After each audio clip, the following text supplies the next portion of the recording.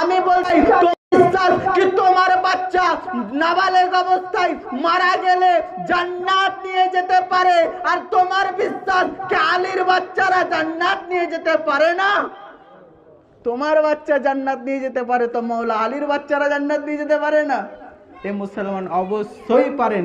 এই জন্য এই শাফাআত করনেওয়ালার পরওয়ানা আল্লাহ রাসূল সাল্লাল্লাহু আলাইহি ওয়াসাল্লাম বলছেন, ফাতেমা, আল্লাহ তোমার নাম ফাতেমা এই জন্য রেখেছেন যে আল্লাহ তোমাকে, তোমার সমস্ত আওলাদকে এবং তোমাকে যারা ভালোবাসে তাদেরকে জাহান্নাম থেকে দূর করে দিয়েছেন। সৈয়দা ফাতেমাতুজ জাহরা সালামুল্লাহি আলাইহার জন্য আল্লাহ রাসূল বলছেন, ও ফাতেমা, ফাতেমা মানে পার্থক্যকারী, পৃথককারী।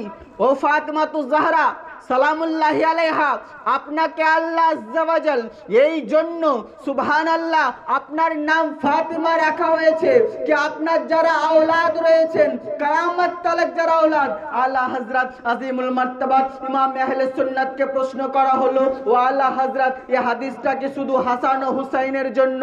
সুবহানাল্লাহ, আলা হযরত বলতে আছেন যে না না, হাসান হুসাইনের জন্য এটা বলার কি দরকার আছে, যখন আমার নবী বলেছেন আল হাসান ওয়াল হুসাইন সাইয়্যিদা সাবাবি আহলিল জান্নাহ, যখন আমার নবী বলেই দিয়েছেন হাসান ও হুসাইন জান্নাতের সরদার, তখন এটা বলার দরকার কি আছে যে সুবহানাল্লাহ ফাতেমাতুজ জাহরার আওলাদরা জান্নাতে যাবে? এটা বলার প্রয়োজনই নাই, কারণ জান্নাতের সরদার যারা হবেন তারা তো জান্নাত বাঁটবেন, এতে যাওয়ার কি আছে? তো আলা হযরত ইমাম আহমদ রেজা খান রাহমাতুল্লাহি তাআলা আলাইহি আপনি বলতে আছেন এটা কিয়ামত তালক ফাতেমাতুজ জাহরার আওলাদদের শান কি সুবহানাল্লাহ তার প্রত্যেকটা আওলাদ জাহান্নাম থেকে মুক্ত থাকবে।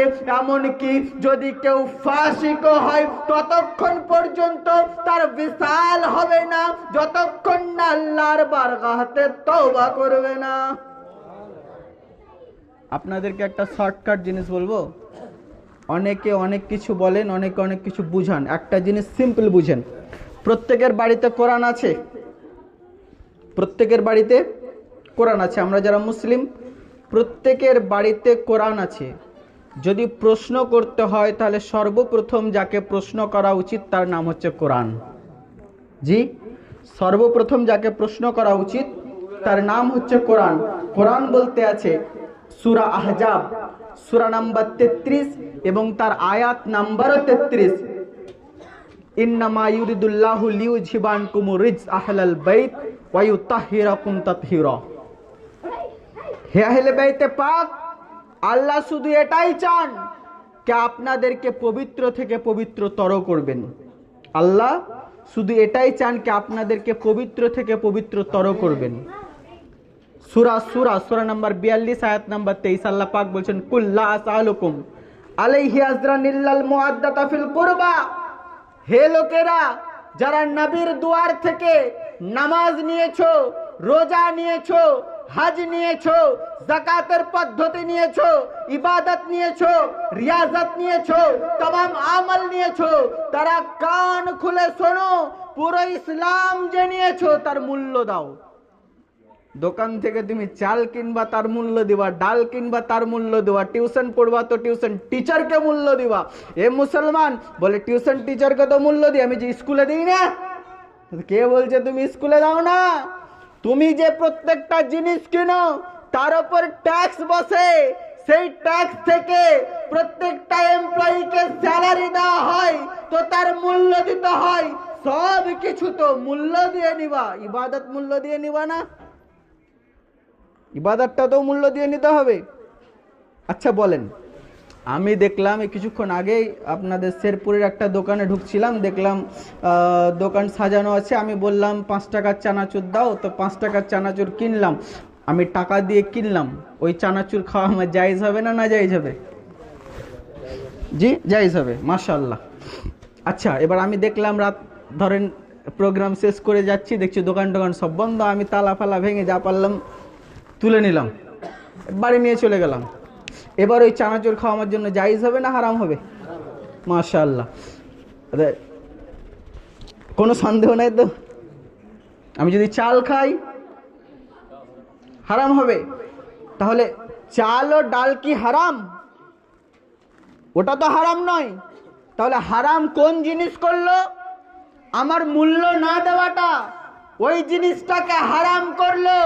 এ মুসলমান, তেমন ইবাদত নিচ্ছ, রিয়াজত নিচ্ছ, তুমি যে পীরেরই মুরিদ হও, তুমি যেই ফিরকায় থাকো, তুমি যেই দলে থাকো, এ মুসলমান যেমন নামাজ পড়ছেন তো তার মূল্য আদা করতে হবে, আজরে রিসালাত দিতে হবে।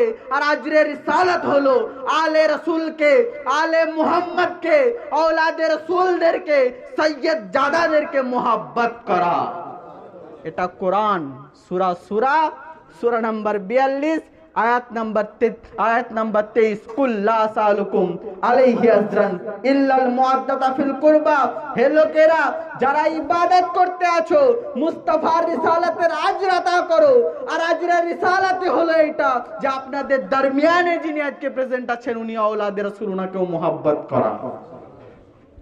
আর এনাদেরকে মোহাব্বত করলে কি হবে?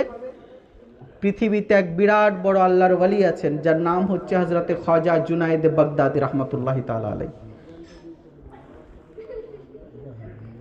একজন আল্লাহর ওয়ালি আছেন যার নাম হচ্ছে হযরতে খ্বাজা জুনায়েদ বাগদাদি রাহমাতুল্লাহি তাআলা। একবার দরুদ পড়ুন তো, আল্লাহুম্মা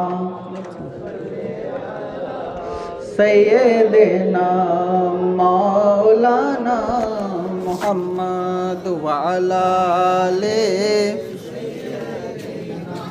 मौलाना मुहम्मद सल्लु अला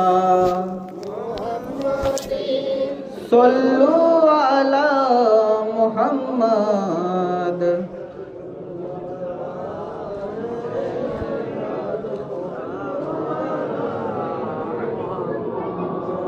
हरदम जुबान शफीआना मुहम्मद। बारनगर की शान मोहम्मद आली है। जरा बोलें सुभान अल्लाह। बारनगर की शान मोहम्मद आली है। बारनगर, अल्लाहु अकबर। या रसूल उठे जरा। या अली, या अली, या गौस, सैयद सा मोहम्मद अली अल कादरी जिंदाबाद, सैयद सा मोहम्मद अली अल कादरी जिंदाबाद, नारे तकबीर, अल्लाहु अकबर, नारे रिसालत, या रसूलुल्लाह। बारनगर की शान मोहम्मद आली है। बारनगर की शान मोहम्मद आली है। बारनगर की शान मोहम्मद आली है, आली है, आली है। हर सुन्नी की जान मोहम्मद आली है। हर सुन्नी की जान मोहम्मद आली है। যখন নূহ আলাইহিস সালামের নৌকা ডুবে গেছিল, সবাই ডুবেছিল যারা কাস্তিতে উঠেছিল। যখন আকাশ থেকে পানি বর্ষিত হচ্ছিল গজবের, জমিন পানি উগলাচ্ছিল গজবের, ওই টাইমে সবাই ডুবে গেছিল, কিন্তু যারা কাস্তিতে উঠেছিল তারা বেঁচে গেছিল। এখন যদি আমরা প্রশ্ন করি, ইয়া রাসূলুল্লাহ, আমাদের জন্য কি ওরকম কাস্তি কেউ আছে? আল্লাহর নবী বলতে আছেন, হ্যাঁ আছে। মাসালু আহলু বাইতি মিসলু কাসাফিনাতিন নূহিন মান রাকাবাহা নাজা ওমান তাখাল্লাফা আনহা গারিকা। আল্লাহর নবী বলতে আছেন, ও আমার উম্মত, তোমাদের দরমিয়ানে আমার औलाद, আমার মোহাম্মদ আলী নূহ আলাইহিস সালামের কাস্তির মতো যারা এই প্রেমের কাস্তিতে, মোহাম্মদ আলীর প্রেমের কাস্তিতে চড়ে গেছে, নাজাত পেয়ে গেছে, ওমান তাখাল্লাফা, আর যারা ইনকার করেছে গারিকা, ডুবে গেছে। আল্লাহর নবী বলতে আছেন, तो दरिया डुबाए खैरुल को ये नामुमकिन। दरिया डुबाए खैरुल को ये नामुमकिन। दरिया डुबाए मोइनी को नामुमकिन। दरिया डुबाए मोइनी को नामुमकिन। दरिया डुबाए मोइनी को नामुमकिन नामुमकिन नामुमकिन। क्यों?